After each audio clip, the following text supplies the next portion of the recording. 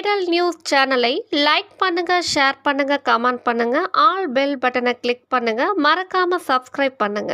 கிருஷ்ணகிரி மாவட்டம் வேப்பனப்பள்ளி ஒன்றியம் நாச்சிக்குப்பம் கிராமத்தில் நடைபெற்ற 2ஆம் ஆண்டு மாபெரும் கன்று விடும் விழாவில் 250 கன்றுகள் பங்கேற்பு.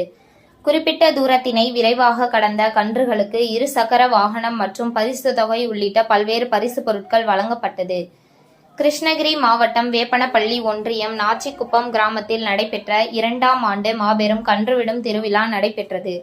இவ்விழாவில் பர்கூர், காளிக்கோவில், வேப்பனப்பள்ளி, குருவிநாயனப்பள்ளி, வரட்னப்பள்ளி, தர்மபுரி, திருப்பத்தூர், ராயக்கோட்டை, பூவத்தி, சிக்கப்பூவத்தி, ஒசூர் என மாவட்டத்தின் பல்வேறு இடங்களில் இருந்து 250 கன்றுகள் பங்கேற்றிருந்தன.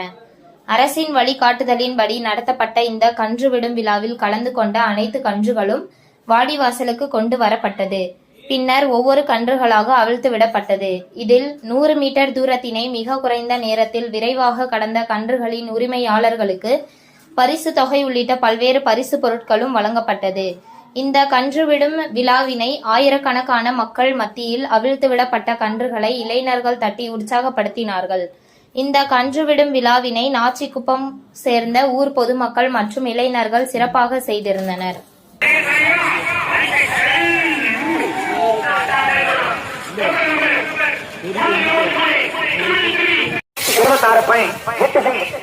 இருபத்தாறு பணி